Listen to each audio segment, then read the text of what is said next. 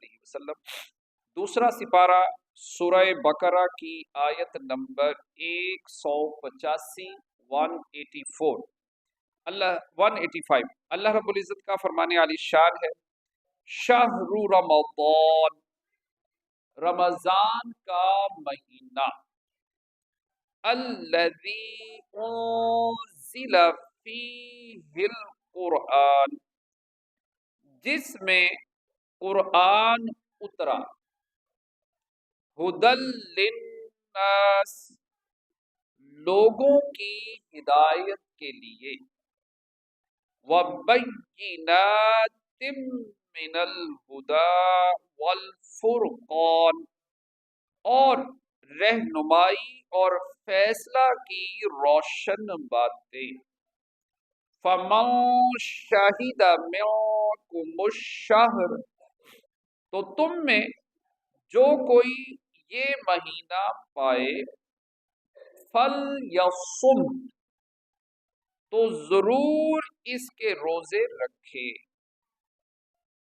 ومن کان مریضا او علی سفر، اور جو بیمار یا سفر میں ہو، فعدۃ من ایام اخر، تو اتنے روزے اور دنوں میں، یرید اللہ بکم الیسر، اللہ تم پر آسانی چاہتا ہے، ولا یرید بکم العسر، اور تم پر دشواری نہیں چاہتا، وَلِتُكْمِلُوا الْعِدَّةَ،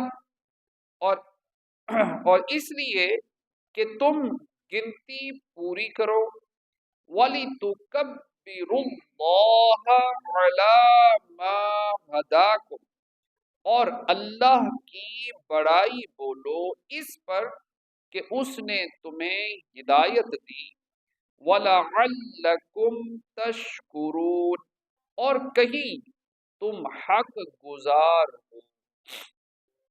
اس آیت میں ماہ رمضان کی عظمت و فضیلت کا بیان ہے، اور اس کی دو اہم ترین فضیلتیں ہیں۔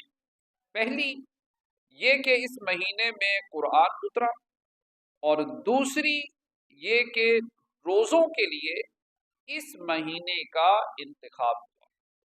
اس مہینے میں قرآن اترنے کے یہ معنی ہے، نمبر ایک، رمضان وہ مہینہ ہے جس کی شان و شرافت کے بارے میں قرآن پاک نازل ہوا۔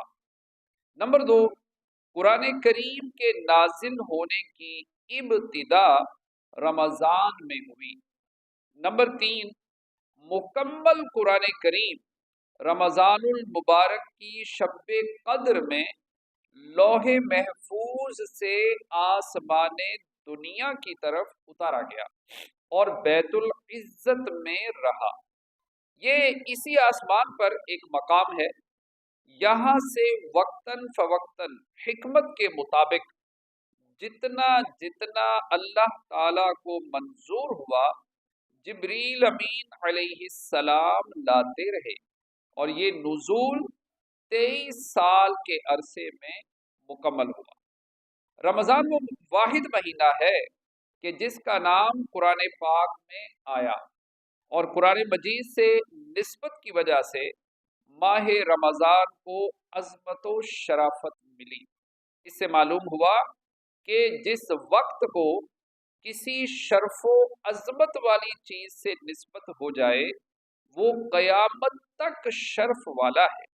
اسی لیے جس دن اور گھڑی کو حضور پر نور صلی اللہ تعالی علیہ وآلہ وسلم کی ولادت اور معراج سے نسبت ہے، وہ عظمت و شرافت والے ہو گئے، جیسے حضرت آدم علیہ السلام کی روز جمعہ پیدائش پر جمعے کا دن عظمت والا ہو گیا، حضرت یحییٰ علیہ السلام کی پیدائش وصال اور زندہ اٹھائے جانے کے دن پر قرآن میں سلام فرمایا گیا۔ اسی طرح حضرت عیسیٰ علیہ السلام کا اپنی پیدائش وصال اور زندہ اٹھائے جانے کے دن پر سلام فرمانا قرآن میں مذکور ہے۔ قرآن کریم حق و باطل میں فرق کرنے والا ہے۔ زیر تفسیر آیت میں قرآن مجید کی 3 شانیں بیان ہوئی۔ نمبر 1، قرآن ہدایت ہے۔ نمبر 2، روشن نشانیوں پر مشتمل ہے۔ اور نمبر 3، حق و باطل میں فرق کرنے والا ہے۔ قرآن شریف کے 23 نام ہیں، اور یہاں قرآن مجید کا دوسرا مشہور نام فرقان ذکر کیا گیا ہے۔ اللہ تعالیٰ نے اپنی عبادت ہم پر فرض فرمائی، لیکن اپنی رحمت سے ہم پر تنگی نہیں کی، بلکہ آسانی فرماتے ہوئے متبادل بھی عطا فرما دیے۔ روزہ فرض کیا، لیکن رکھنے کی طاقت نہ ہو تو بعد میں رکھنے کی اجازت دے دی۔ بعض صورتوں میں فدیے کی اجازت دے دی۔ کھڑے ہو کر نماز پڑھنے کی طاقت نہ ہو تو بیٹھ کر ورنہ لیٹ کر اشارے سے پڑھنے کی اجازت دے دی۔ 1 مہینے کا روزے کا حکم فرمایا گیا تو 11 مہینے دن میں کھانے کی اجازت دے دی، اور رمضان میں بھی راتوں کو کھانے کی اجازت دی، بلکہ سحری و افطاری کے کھانے پر ثواب کا وعدہ فرمایا۔ گنتی کے چند جانوروں کا گوشت حرام قرار دیا تو ہزاروں جانوروں پرندوں کا گوشت حلال فرما دیا۔ کاروبار کے چند ایک طریقوں سے منع کیا تو ہزاروں طریقوں کی اجازت بھی عطا فرما دی۔ مرد کو ریشمی کپڑے سے منع کیا تو 20 قسم کے کپڑے پہننے کی اجازت دے دی۔ الغرض یوں غور کرے تو آیت کا معنی روز روشن کی طرح ظاہر ہو جاتا ہے کہ اللہ تعالی ہم پر آسانی چاہتا ہے اور ہم پر تنگی نہیں چاہتا۔ اس آیت مبارکہ میں فرمایا گیا کہ تم گنتی پوری کرو۔